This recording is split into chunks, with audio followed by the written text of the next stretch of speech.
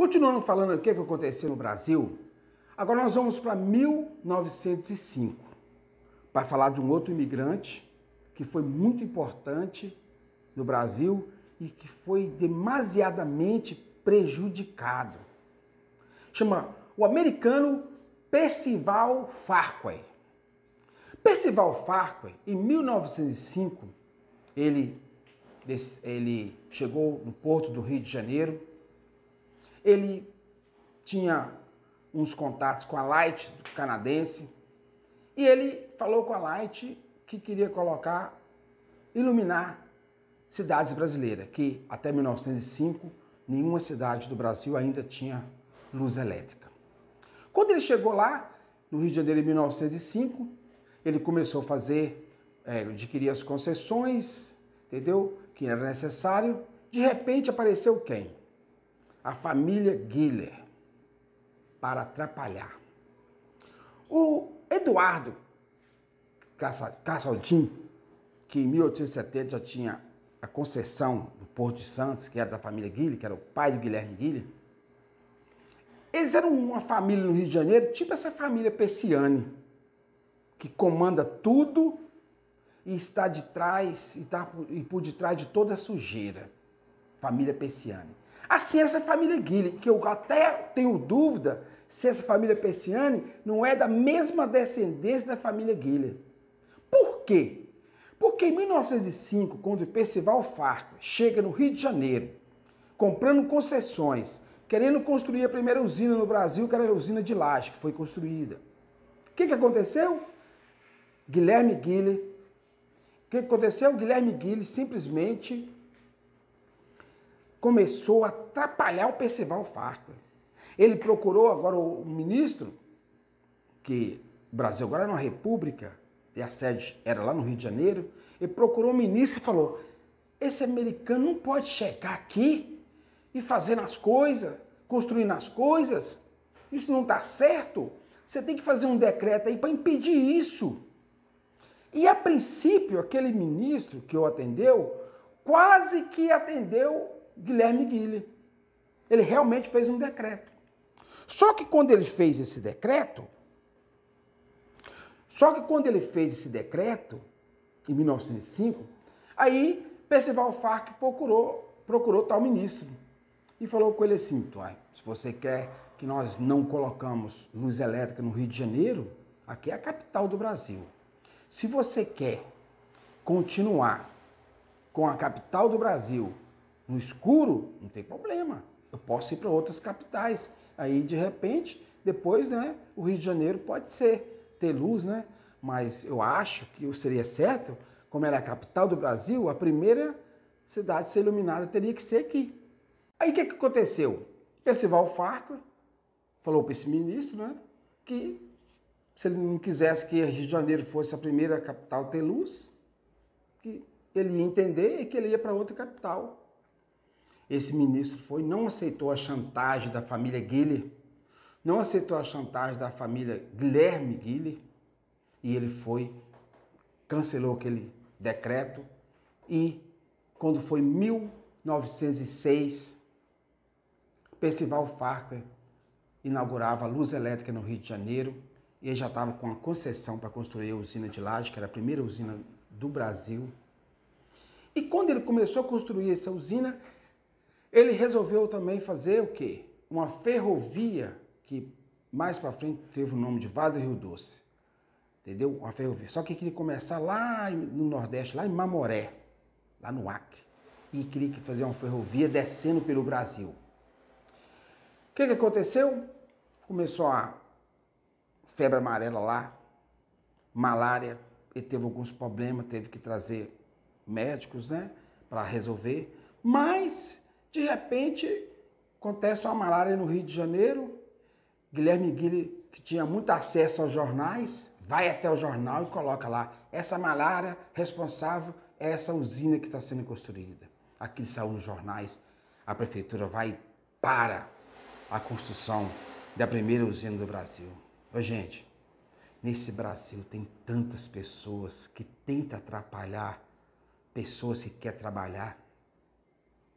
E de repente, Percival Farc vai e contrata um dos melhores médicos sanitaristas que nós tínhamos, que era Oswaldo Cruz. E ele foi e fez a análise da água toda lá e constatou que aquela malária, aquela doença, não tinha nada a ver com a construção da usina. E ele vai e fala isso para um jornal, aquilo saiu em todos os jornais. Foi uma derrota para a família Guilherme Guille e uma vitória para Percival Farc. E a usina voltou à sua construção.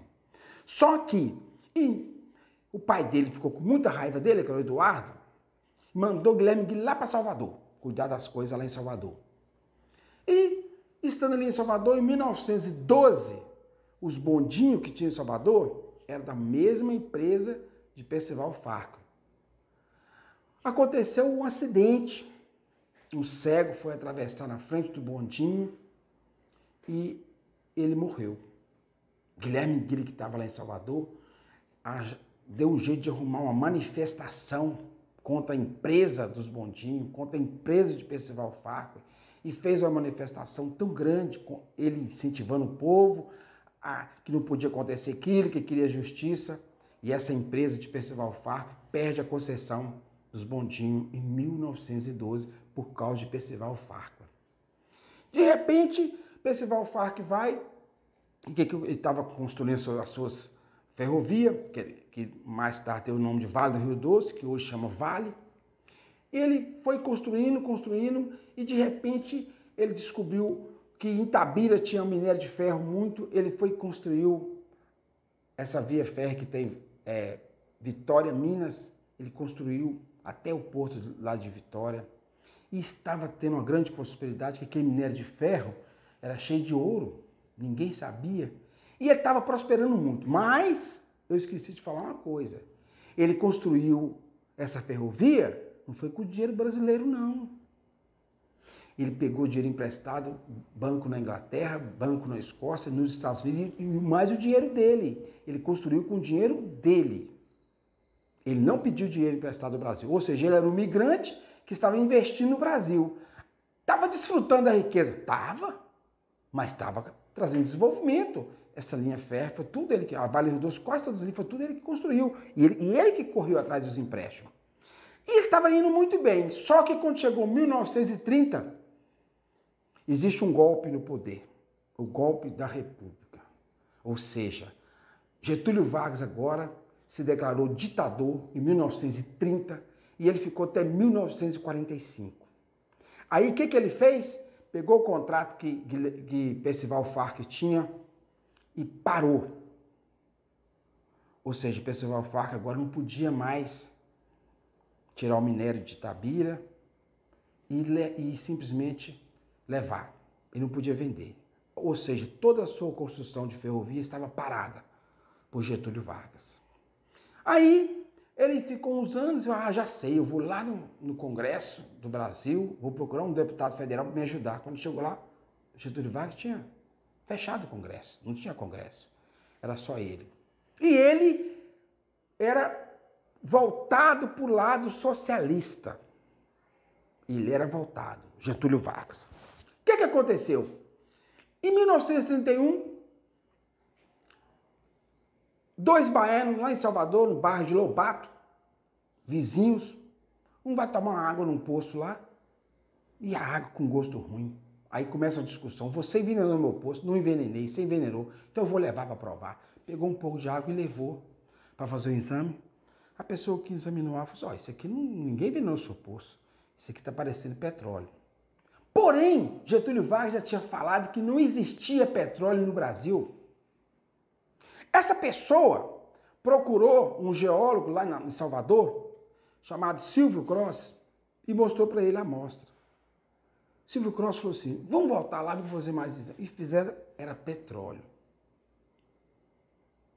Então, Silvio Cross não tinha condições de fazer análise para achar o petróleo, procurou Guilherme Guille. Guilherme Guille era rico, família rica, conforme falei com vocês, eles tinham concessão do Porto de Santos, o pai deles tinha morrido, ele que era o chefe da família, lá em Salvador. Aí Guilherme Guilherme falou, você tem certeza, Silvio Cross, que tem petróleo aqui em Salvador? Tem. Olha aqui a amostra. Aí o que ele fez? Aí ele foi, em 1934, procurou Getúlio Vargas.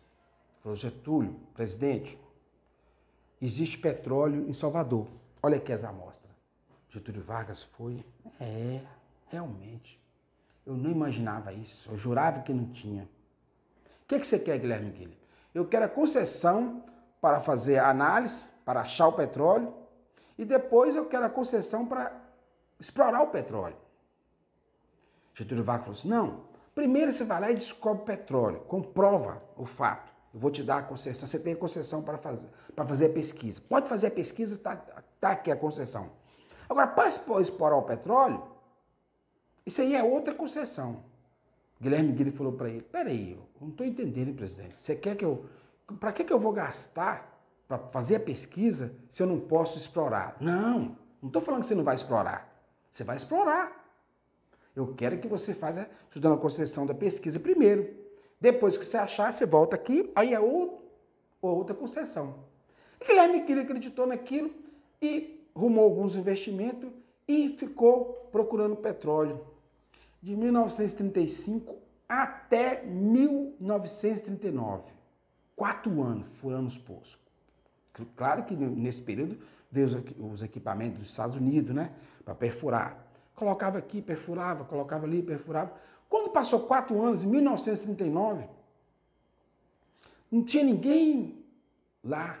Os funcionários tinham tudo ido embora, porque eles perfuravam um poço aqui, davam uma distância de 200, 300 metros, perfurava outro, e assim foi indo. Mas quando foi em 1939, não tinha ninguém trabalhando. Eles já tinham tudo ido embora. O petróleo subiu lá em Salvador, sozinho. Subiu aquele petróleo naquele poço. Aí sim, aí pegava aquilo que eu levava na panelinha, punha fogo, comprovar disso. Tem petróleo e muito. Aí vai até Getúlio Vargas. Getúlio Vargas, o presidente está aqui a prova. Ó. Colocou para ele lá e colocou fogo. Ele viu, realmente, tem petróleo. Mas agora o senhor me dá a concessão. Getúlio Vargas cometeu um grande erro. Porque ele tinha um lado socialista. O que ele fez? Não, Guilherme Guilherme. O petróleo brasileiro quem vai explorar é o Brasil. Nós vamos criar a Petrobras, mas ela vai ser brasileira. Não vou te dar concessão nenhuma. Mas você não fica triste não, porque eu vou te dar. Você vai ser agora conselheiro técnico do Brasil. Você vai fazer parte do governo. Você tem a concessão do Porto de Santos, que é antiga, que o seu pai tem. Ela vai ser renovada. E agora você vai fazer parte do governo. Mas nós vamos criar a Petrobras. E assim, aquele posto no governo era muito importante para ele, que ele já era uma família rica, entendeu? Sempre tem envolvimento com o governo, mas agora ele fazia parte do governo. Aí ele aceitou ser esse conselheiro técnico. E o que aconteceu? Agora, Getúlio Vargas dá para ele uma missão. Ele falou assim, ó, nós temos que construir uma siderúrgica no Brasil. Falou com o Guilherme Guilherme. Mas você que vai construir, você vai ser o presidente da primeira siderúrgica do Brasil, mas você que vai atrás do investimento. Guilherme Guilherme foi até os Estados Unidos e pediu um empréstimo muito grande para construir a primeira siderúrgica nacional no Brasil, que foi construída no Rio de Janeiro. Mas os americanos negou o empréstimo. O que Getúlio Vargas fez? Estourou a guerra. Estourou a guerra. Getúlio Vargas fez um discurso voltado para o socialismo, um discurso que ele era um socialista, mas agora ele fez um discurso muito forte voltado ao socialismo. Os Estados Unidos, com medo dele fosse para o lado do eixo, que era o fascismo, o nazismo, correu e deu um jeito lá e os bancos liberou o empréstimo para ele. Aí começou, em 1941, começou a construir a primeira siderúrgica nacional do Brasil, lá em Volta Redonda. E Guilherme Guilherme foi presidente dela. Quando ela estava terminando de construir, agora, o que aconteceu? O Percival Farco teve uma ideia.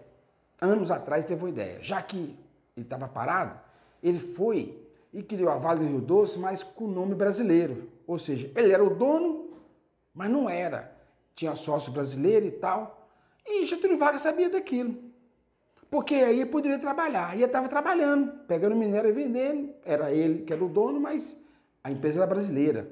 Porque Getúlio Vargas, ele não tinha dinheiro para investir em nada no Brasil, mas não queria que empresas de fora viessem investir. É aquele pensamento socialista que atrapalhou o Brasil durante muitos anos. O que ele fez agora? Guilherme Guilherme era o presidente da primeira siderurgia nacional do Brasil. E ela ia precisar de ferro. Ferro vinha da Vale do Rio Doce, Itabira, Minas Gerais. Mas quem que era o dono disfarçado? Era o Percival Farco. Getúlio Vargas vai lá e estatiza, nacionaliza a Vale do Rio Doce. Meus amados, a Vale do Rio Doce é uma coisa irônica, ela foi roubada.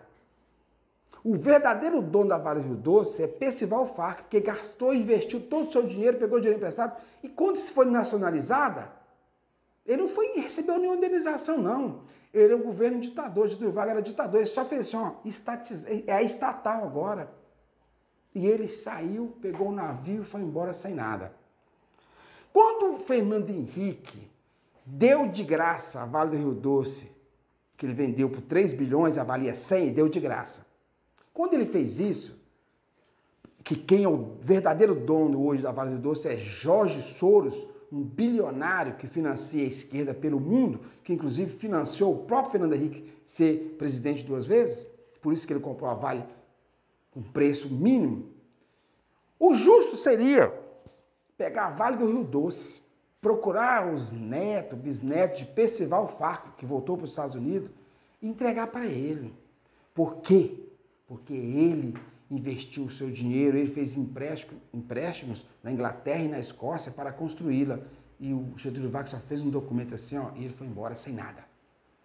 Então, olha lá, foi roubada por Getúlio Vargas para o Brasil, e ela foi roubada, Fernando Henrique deu ela de graça para Jorge Soros, que nunca tinha feito nada. Ou seja, Jorge Soros ganhou a Vale do Rio Doce assim, ó, de bandeja, sem ter feito nada, sem ter lutado.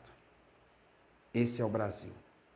Percival Farco, americano, que investiu muito no Brasil e saiu sem nada. Uma pena. Quantos minutos?